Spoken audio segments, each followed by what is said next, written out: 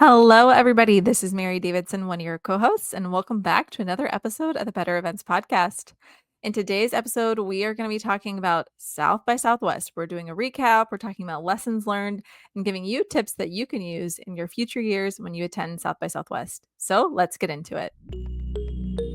Welcome to the Better Events Podcast. Join two event strategists, Logan Clements and Mary Davidson, who believe we can all create, host, and attend better events. In this podcast, you will learn about event strategy and actions that you can use today as an event host, planner, or manager.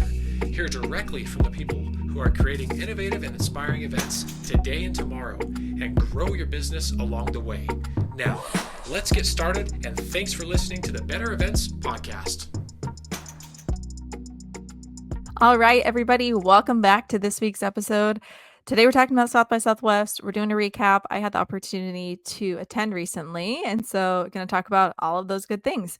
But before we get into it, of course, we have our conversation starter. But today, guess what? I'm doing a solo episode. So what that means is this conversation starter is for you, listener. Go ahead and think about your answer and let us know what it is. You know that these can be random. So our question for today is, what's your favorite streaming service? And there's so many out there. This is what I've been thinking lately. There's so many different options of things that we can watch and all that good stuff. There's lots of good TV. I can't keep up with it. Right now, though, I'm going to say my favorite is Netflix. I do love Netflix. There are certain shows on there that just hit for me every single time.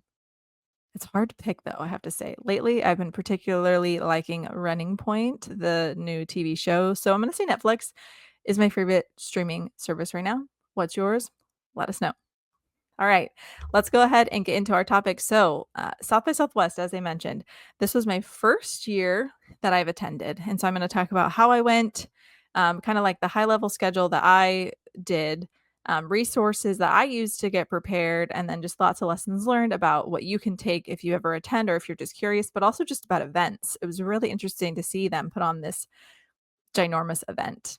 Okay, so I attended through the mentor program that South by Southwest does. And to do that, I applied to be a mentor. I think it was like 8 months before the event. So if you want to be a mentor for 2026 South by, then that mentorship application will likely open soon. So keep that in mind. But basically, this is a program where I think they have over 300 mentors that they select through an application process. And when I applied, I was just selecting certain categories of things that I could talk about. So I ended up getting put in like a nonprofit business and events category. And so I was surprised to be selected, grateful. And I heard about it from a colleague and other friend of the pod, Anka Trefan. She hosts the Events Demystified podcast, and she had done it before. So I got some good tips from her. So anyway, I got selected. And with that mentorship agreement, you get a complimentary platinum pass. And that platinum pass gets you into pretty much everything that you want to do at South by, which is really cool. And so in exchange, you're giving, I believe it was 75 minutes of our time for back-to-back 12-minute mentor sessions that attendees could sign up for beforehand, but they also had folks that could walk up and they would try to assign them to a mentor that aligned. And so that's what I did. And I have to say, it was like such an easy way to be able to get a platinum pass, but also it was a really cool opportunity to meet people. Now, a couple of the folks who chatted with me and signed up to chat messaged me before on LinkedIn, but I didn't really know the schedule. Like, I didn't know who was going to be coming. And so I was sort of intimidated. Like, normally like to prepare for things that I'm going to talk about, but I was just, ready and waiting to see who wanted to come up and talk. And I had a handful of really good conversations. A couple folks that came were newer to the event industry and asking for some advice. I also shared this podcast with them. So shout out to them for listening to this.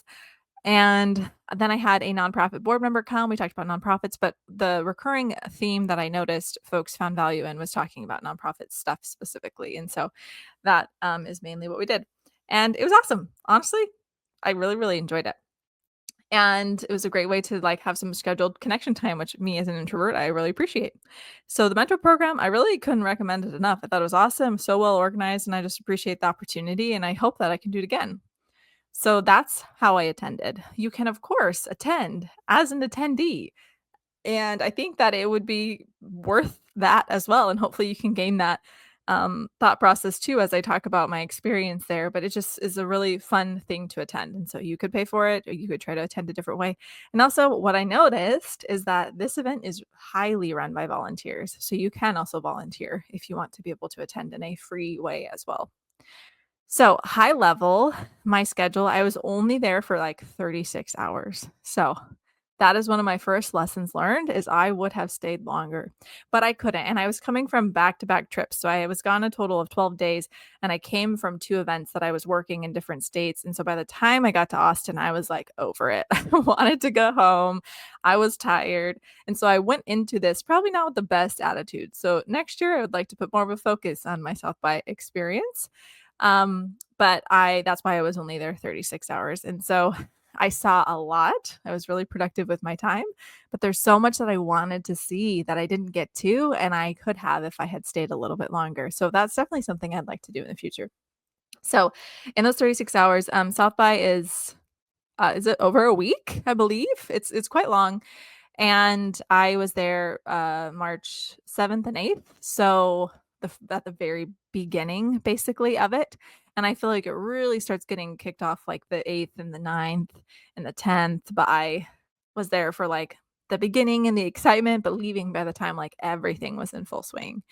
So that was kind of the vibe. But then as I was preparing, I was really overwhelmed. So if you start looking into South by, you haven't been, or maybe you have been before and you remember your first time, I was like, oh my gosh, there's so much to do and to see. And looking through their app, I was kind of confused that they've I think it's called like South by Southwest Go. It's their mobile app, which is a good app, but there's so much to see. And like I'm a planner, right? So leading up to the event, I was going online and trying to look at the schedule, and there wasn't like a ton on there at that time that I was like interested in.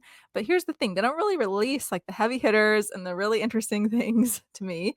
Uh, until like right before the event. And that's what they say. The schedule is constantly changing. So make sure you keep checking back every day. And that was my experience, which is why I missed out on some really cool things because I didn't check back as much. But anyway, it's hard to plan ahead. I think you have to go in with the mindset of being flexible and just rolling with what you can. So the resources I used were the app. And then also there's an app that I found, I believe it's called The Blueprint, and it isn't like an app you can get for your phone.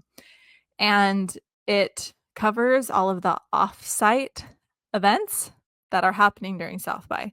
So it may not be on the official schedule, but there are so many activations and events from companies that you would know or not know um, that are hosting them around the area. And so that was also fun to kind of see what else was going on than the typical agenda.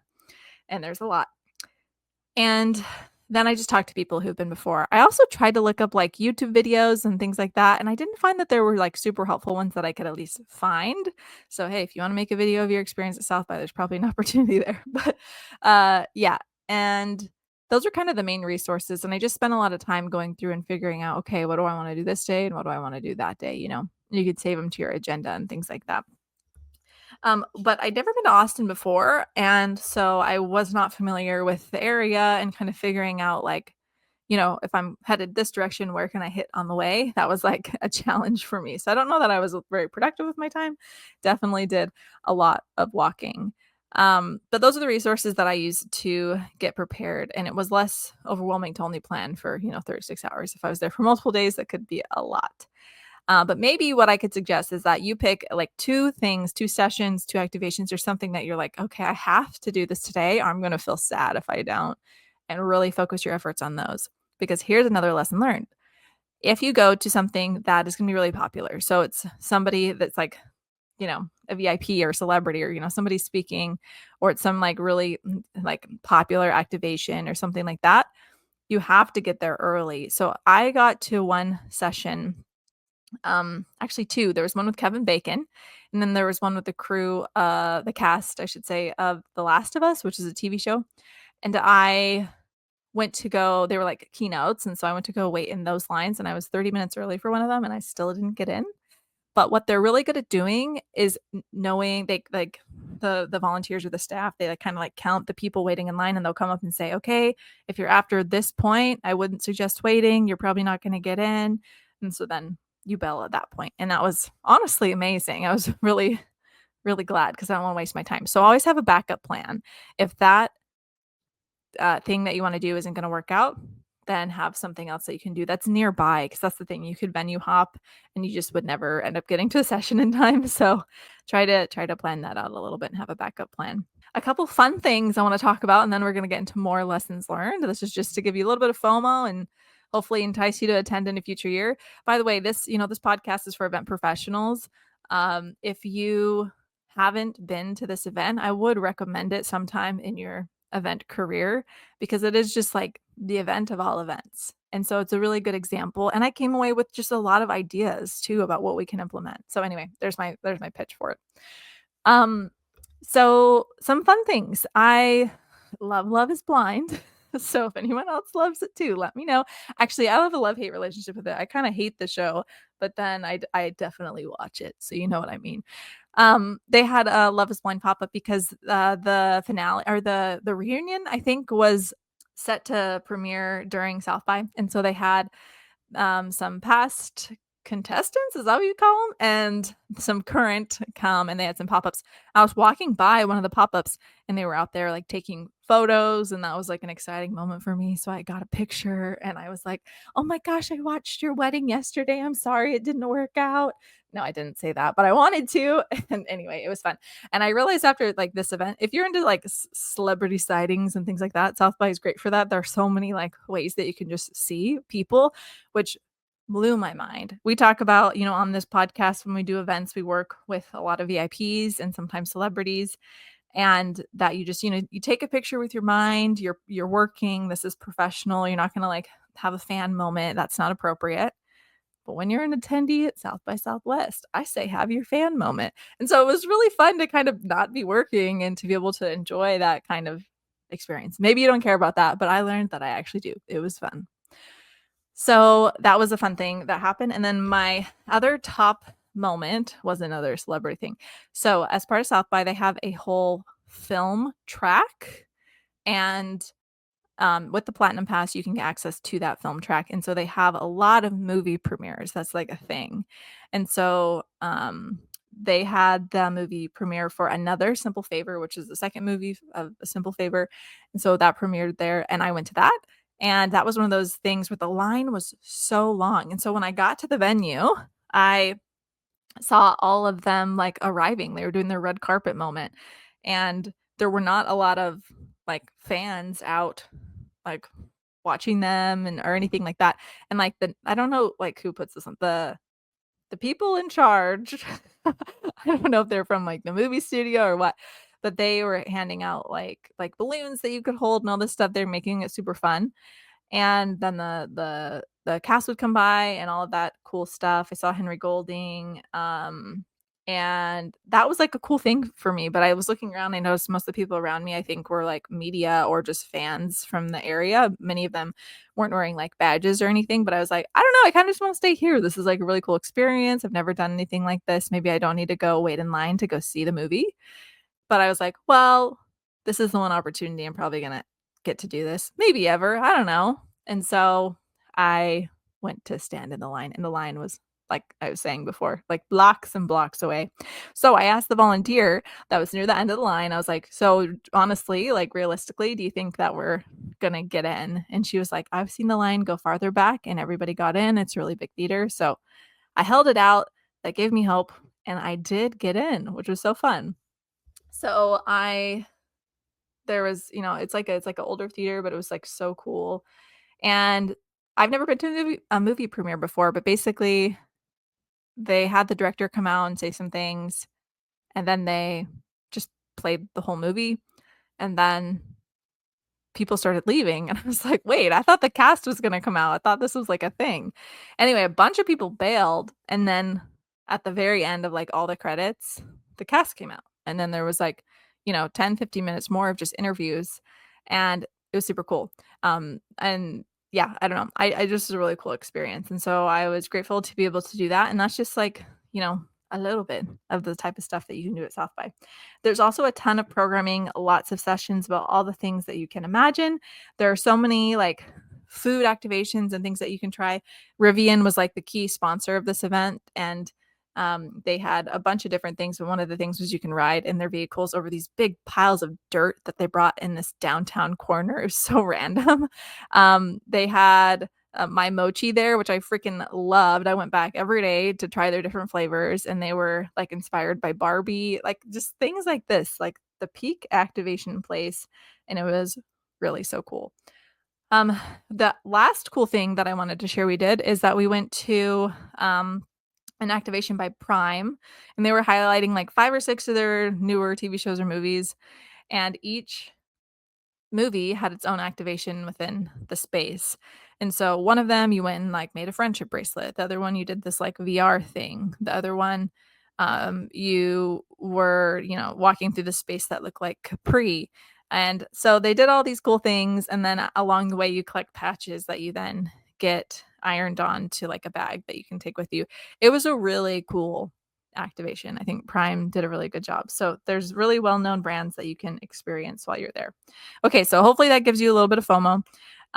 Moving into lessons learned, both for future attendance and then just for events, these are some of the things that I wrote down along the way. So my biggest takeaway for South by is for such a big, well-known, highly produced event, it's almost very simple. And what I mean by that is that when you look at the staging, even for some of these keynotes, it is like a maybe a stage wash and some uplights, and like that's it. Like it's just so simple. Like the local fundraising events, I do have more of a stage build out than that. And so that was actually really, really interesting to me. Do I feel like it deterred from the experience in any way? No.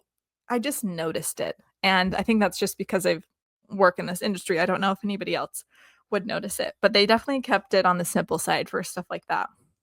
The other thing is their reader boards, like, places around the venues or like the convention center that said the upcoming schedules or schedules for a certain room. What I saw was just like a portable TV on a stand, and they were pulling up what looked like the app.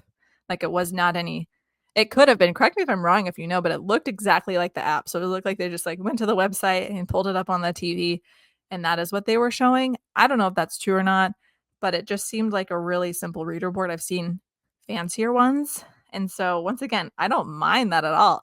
Thinking of all that they have to produce, I think that this makes sense that they go the simple route, but it was interesting to see.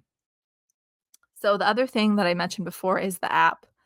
The app was like so useful. I don't know how you could do this, like attend this event without utilizing the app. But the app was like also to me like very confusing. There was like so much going on there, but the app itself once again seemed pretty simple. And so I think that there's this like air of simplicity going on here. I have no idea how the funding of South by works, by the way. If anybody knows, let me know. I guess I could Google that too, but that might have something to do with it, just their budget. I don't know. There was lots of signage, and we talk about this here on the podcast. We love some good signage, and that's exactly what it was. There's signage specifically in the convention center. It's using all floors of it. Huge space, lots going on. You got merch, you got registration, you have all these little like special lounge areas depending on what kind of pass you have. They've got like and then all the sessions. They just have so much going on. But what I love is when you got to a floor, it would kind of tell you the key things there. So you knew if you needed to get off on that floor or not. And then they also had volunteers literally everywhere. Like they were stationed on every single corner of the convention center and other places. And so when I would get lost, I would just ask them and they'd tell me where to go. And that was awesome. Lots of wayfinders. Overall, people were just really friendly. Like, and that's what I've heard about the event too. Whether they're working or they're just attendees. Like I saw people walking around with this like ice cream and I was like, "Hey, where'd you get that?" And then they showed me and it was like this whole moment. It was fun. But anyway, overall I think people are just like really happy to be there. It's a fun crowd for sure. Um this was a perfect instance for the event that I just really wish that I could duplicate myself. There was so much going on at one time, so it was hard to choose sometimes what you wanted to do. So if we could clone ourselves, I would go straight to South by. The other thing is that this is very interesting to me. So the MCs on the stages that I saw, and you, by the way, you could go to South by's YouTube and see some of their things that they either recorded or live streamed. I'm not sure if they were live streamed, but they're recorded. And you can see exactly what I'm talking about. So the person that gets on the stage, usually there's some, like leadership position of South by, and they introduce everyone and kick off the session. They are so chill. So they're like walking up. The thing is they just kind of like appear on stage is what I've noticed. There's not like a walk up or like a moment. They just like kind of meander on the stage, hold up their notes in their hand. It's like a piece of paper, and they're like, okay, well, let's go ahead and get started. Like they're not professional MCs, at least for my this is how I'm judging them. And it's just like the chillest introduction, like, okay, so let's just bring everybody out. Yeah, like, I don't know, like it could be this big, like exciting thing, and it's just these people coming up and doing something that perhaps they're not natural at. But I love that, actually. I think it's like it makes it like a very real experience, which is super cool. So look up some of the videos and tell me what you think. I'm not trying to judge them too harshly. I think they did a great job. It's just a different vibe than it could be. So that was really, really interesting to me. So those are kind of my biggest lessons learned and my tips. There's so many more, but that is what I'll leave you with today. I don't want to overwhelm you too much. But if you decide to go in future years, let us know. Or if you're looking for event tips for your next event, you can definitely pull a lot of inspiration from South by. And so that is what I have to leave with you today.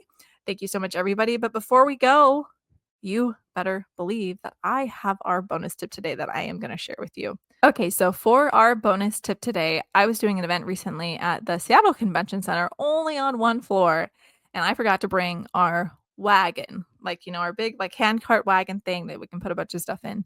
And oh my gosh, I got 19,000 steps that evening. It wasn't even all day because I had to go back and forth so many times carrying stuff because I forgot our wagon.